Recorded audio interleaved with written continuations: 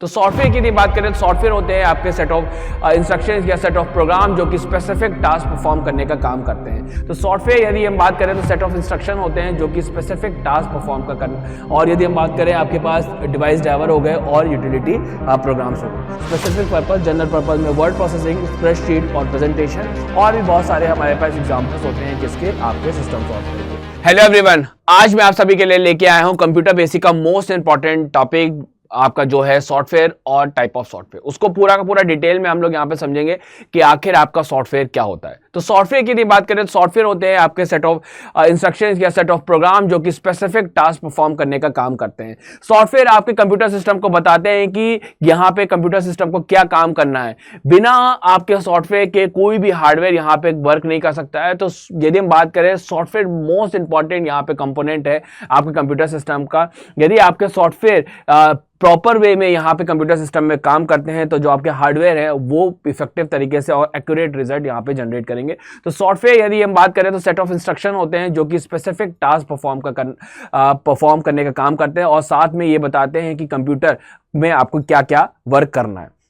अब यदि हम इसके आगे बात करें तो नेक्स्ट आपके पास आता है टाइप ऑफ सॉफ्टवेयर। तो सॉफ्टवेयर देखो दो तरीके के होते हैं, एक आपका होता है सिस्टम सॉफ्टवेयर और एक होता है आपका एप्लीकेशन सॉफ्टवेयर। यदि हम बात करें आपके सिस्टम सॉफ्टवेयर की तो सिस्टम सॉफ्टवेयर आपके वो सॉफ्टवेयर होते हैं जो कि आपके हार्डवेयर को ठीक है यदि कंट्रोल करने और मैनेज करने का काम करते हैं और एप्लीकेशन सॉफ्टवेयर को रन करने का यहाँ पे प्लेटफॉर्म देते हैं। ठीक है, यदि हम एग्जाम्पल की बात करें तो आपके सिस्टम सॉफ्टवेयर ऑपरेटिंग सिस्टम हो गए और यदि हम बात करें आपके पास डिवाइस ड्राइवर हो गए और यूटिलिटी प्रोग्राम्स हो गए। यूटिलिटी प्रोग्राम्स को भी हम फर्दर क्लासिफाई कर सकते हैं डिस्क क्लीनअप पे, वायरस क्लीनअप पे, फाइल मैनेजमेंट में। और यहाँ पे जो सॉफ्टवेयर दो टाइप के मैंने बताया, सिस्टम सॉफ्टवेयर और एप्लीकेशन सॉफ्टवेयर। एप्लीकेशन सॉफ्टवेयर आपके यूजर के टास्क को परफॉर्म करते हैं तो ये भी दो तरीके के होते हैं, एक जनरल पर्पस और एक आपका होता है स्पेसिफिक पर्पस। जनरल पर्पस में वर्ड प्रोसेसिंग, स्प्रेडशीट और प्रेजेंटेशन मतलब MS वर्ड, एक्सेल और पावर पॉइंट। और स्पेसिफिक पर्पस में आपके पास HR management, payroll management, attendance system या फिनिकल जो कि बैंकिंग सिस्टम में इस्तेमाल होता है। तो ये हमारे पास थोड़ा सा ओवरव्यू था, चलिए इसके बारे में डिटेल में हम लोग जानते हैं।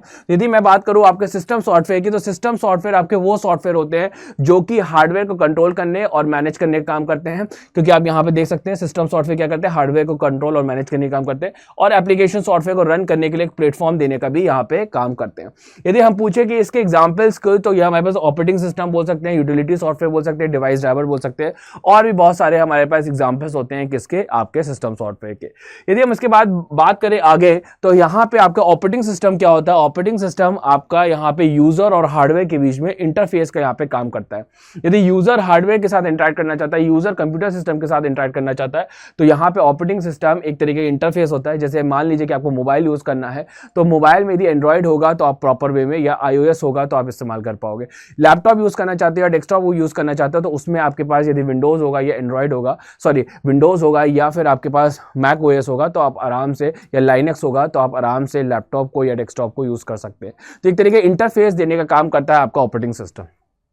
इसके बाद नेक्स्ट यदि हम बात करते हैं डिवाइस ड्राइवर, तो डिवाइस ड्राइवर क्या करता है, आपके एक पर्टिकुलर डिवाइस की वर्किंग को यहाँ पे डिफाइन करता है। मतलब किस तरीके से हमारा जो एप्लीकेशन सॉफ्टवेयर और यूजर होता है वो हमारे पर्टिकुलर डिवाइस की वर्किंग को यहाँ पे डिफाइन करने का यहाँ पे काम करता है। ठीक है, तो हमारा जो एप्लीकेशन सॉफ्टवेयर या यूजर होता है वो क्या करता है, ये पर्टिकुलर जो हार्डवेयर होते हैं उसके यहाँ पे वर्किंग को डिफाइन करता है कि यहाँ पे प्रिंटर प्रिंट आउट कैसे निकालता है या प्रिंट आउट ही क्यों यहाँ पे करता है, क्योंकि डिवाइस ड्राइवर ये आपको बताता है कि जो प्रिंटर है प्रिंट आउट लेने का काम करता है। यदि हम बात करें यहाँ पे पेन ड्राइव जो स्टोरेज के काम करती है, और यहाँ पे माउस आपका यहाँ पे पॉइंटिंग डिवाइस होता है जो कि कोई भी डेटा को सिलेक्ट करना हो या ड्रैग एंड ड्रॉप करने का काम करता है। तो डिवाइस ड्राइवर आपके ऑपरेटिंग सिस्टम को डिफाइन करता है कि ये हमारा पर्टिकुलर डिवाइस, जो कोई भी डिवाइस हो सकता है, वो हमारा यहाँ पे क्या काम करता है। तो ये हमारे पास मेन वर्किंग होती है डिवाइस ड्राइवर की। तो ये भी एक तरीके का सिस्टम सॉफ्टवेयर है। इसके बाद यदि हम आगे बढ़े तो यूटिलिटी सॉफ्टवेयर है। तो यूटिलिटी सॉफ्टवेयर बेसिकली यदि हम बात करें कंप्यूटर सिस्टम की मेंटेनेंस के लिए और उसकी परफॉर्मेंस को एनहांस करने के लिए इस्तेमाल किया जाता है। जैसे हमारे कंप्यूटर सिस्टम में मान लीजिए वायरसेस आ गया, उसको रिमूव करने के लिए हम एंटीवायरस का यूज़ करेंगे, ये हमारा एक तरीके का यूटिलिटी सॉफ्टवेयर होता है। हमारे कंप्यूटर सिस्टम में बहुत बड़ी बड़ी फाइलें रखी हुई हैं, उसको कंप्रेस करके हम अपने कंप्यूटर सिस्टम में रखते हैं जिससे कि मेमोरी इफेक्टिव तरीके से यूज़ हो पाए। तो ये भी हमारा हमारा क्या है, एक तरीके का यूटिलिटी सॉफ्टवेयर है। अब टेम्परेरी फाइल्स को रिमूव करना हो, ठीक है, तो ये भी डिस्क क्लीनअप का हम इस्तेमाल करते हैं, ये भी हमारा क्या यूटिलिटी सॉफ्टवेयर होता है। तो तमाम तरीके के यूटिलिटी सॉफ्टवेयर हमको कंप्यूटर सिस्टम में देखने को मिल जाते हैं। आप इमेजेस में भी यहाँ पे देख सकते हैं कि जैसे डिस्क डीफ्रेगमेंटेशन हो गया, इसके बाद यदि बात करें सिस्टम क्लीनअप हो गया, ठीक है, एंटीवायरस सॉफ्टवेयर हो गया, ये सब हमारे क्या है, यूटिलिटी सॉफ्टवेयर है। इसके बाद यदि हम आगे बढ़ते हैं तो आगे हमको मिलता है क्या, एप्लीकेशन सॉफ्टवेयर। एप्लीकेशन सॉफ्टवेयर वो सॉफ्टवेयर होते हैं जो यूजर के टास्क को परफॉर्म करने का काम करते हैं। जो भी सॉफ्टवेयर यूजर के टास्क को परफॉर्म करे वो हमारे एप्लीकेशन सॉफ्टवेयर कहलाते हैं। जैसे हमको मान लो कोई लेटर लिखना है तो MS वर्ड हमारा क्या हो गया, एप्लीकेशन सॉफ्टवेयर हो गया। कोई हमें डेटा पे काम करना है, न्यूमेरिकल डेटा पे काम करना है तो एक्सेल हमारा क्या हो गया, एप्लीकेशन सॉफ्टवेयर हो गया। प्रेजेंटेशन बनाने में हमें कोई काम करना है तो पावर पॉइंट हमारा क्या हो गया, एप्लीकेशन सॉफ्टवेयर हो गया। कोई वीडियो से रिलेटेड काम करना है या मूवी देखनी है तो हमारा विंडो मीडिया प्लेयर हो गया, VLC।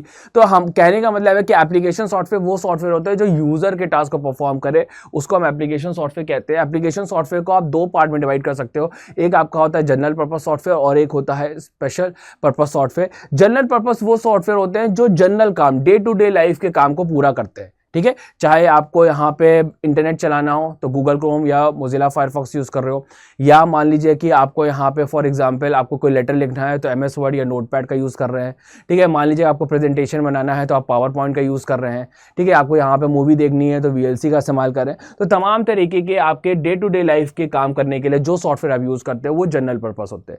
लेकिन स्पेशल पर्पस सॉफ्टवेयर यदि बात करें, स्पेशल पर्पस वो सॉफ्टवेयर होते हैं जो स्पेसिफिक टास्क परफॉर्म करने का काम करते हैं।